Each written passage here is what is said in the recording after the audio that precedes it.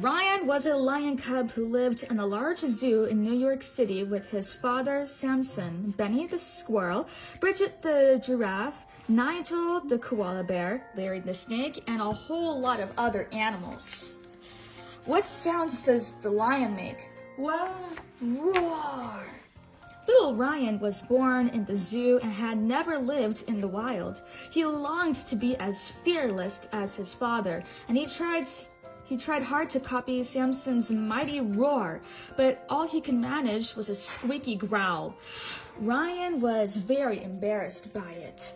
Samson was always telling incredible tales of the times when he lived in the wild.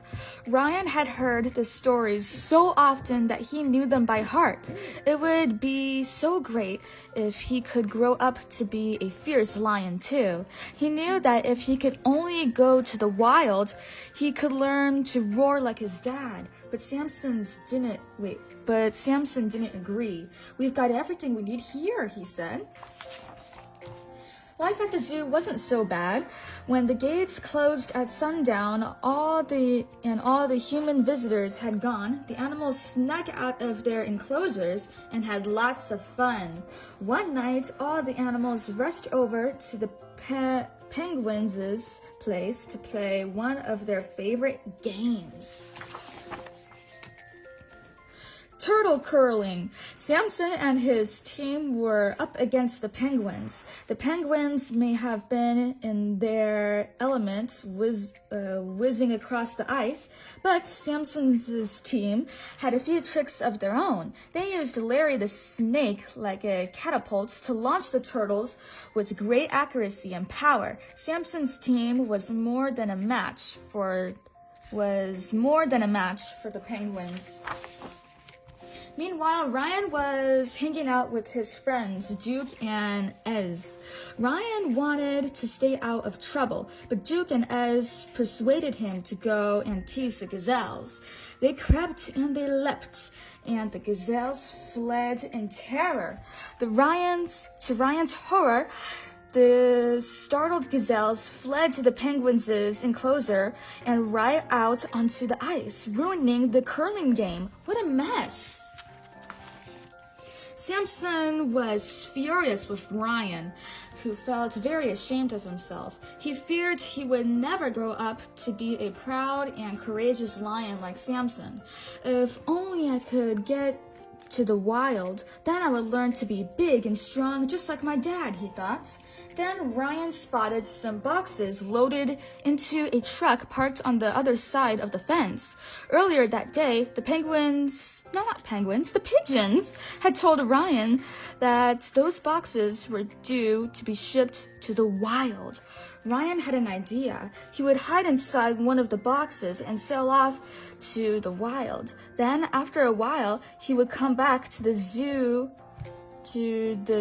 big and strong with a mighty roar. His father would be so proud of him. So Ryan climbed over the fence and hid himself in a box. Can you say box? Box. Soon after the truck was on the move, Ryan began to feel bad. "Oh no," he thought to himself, "what have I done?" He really was on his way to the wild. He didn't like the thoughts of being so far away from his dad. "Dad, help me! Get me out of here!" he yelled. Samson heard his son's cries and ran to the fence. He would have done anything to save his son. "I must save Ryan," he cried. "He'll never survive the wild all by himself." Samson, Nigel, Benny, Larry, and Bridget set off immediately in the search for Ryan. Somehow, the group of friends had to find their way across New York and all the way to the harbor. After some quick thinking, they hid inside a dust cart that was heading out of the zoo. Benny was confident that he could find his way through the enormous city. "We ditched this truck on Fifth Avenue. Couple of lefts, couple of rights, bada boom, past Broadway, and bam! You're there," he told his friends. Soon the truck stopped and the animals found themselves in the middle of New York. It was a stunning sight. All around them were huge skyscrapers, taller than anything they'd ever seen. But finding their way across New York was trickier than they thought. The animals ran through alleyways and into the sewer system until at last they reached the harbor where Ryan's ship was about to sail. "Follow that ship," Samson cried. The group stormed on deck of the small boat, making the poor captain at the wheel flee in terror. But it wasn't easy for the animals to use human machines, and it took the friends a long time to figure out how to steer the boat. Can you say boat? Boat. Boat. Before long, however, they were hot on heels of the ship that were taking Ryan to the wild. The zoo animals were heading off to the biggest adventure of their lives. After a long and eventful voyage, the boat arrived at a small island. Nigel, Benny, Bridget, and Larry looked expectantly, however you say that, at Samson.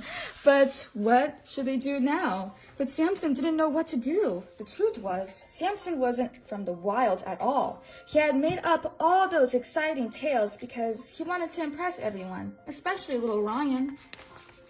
That really made the other animals panic. "Help! We want to go home!" they shouted and ran back toward the boat. In the confusion, Samson took a deep breath and went into the jungle in search of his son alone. Benny didn't like the idea of leaving his friend Samson alone on a strange wild island, so he convinced the others to stay and help. But where had Samson got to?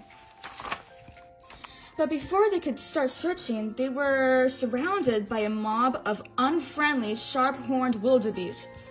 The evil creatures forced the friends into a dark and scary cave. Then, to everyone's amazement, they crowned Nigel, just like a king. What on earth was going on?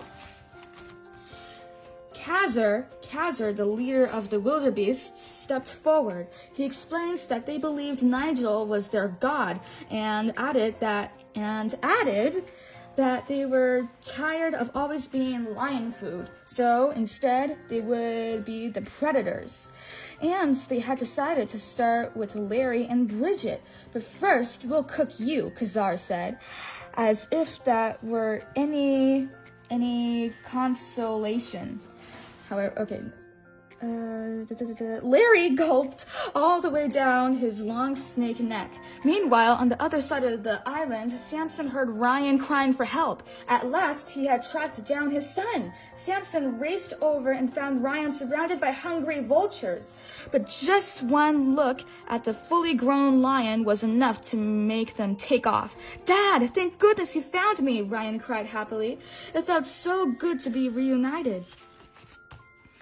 Then, all of a sudden, Kazar's mob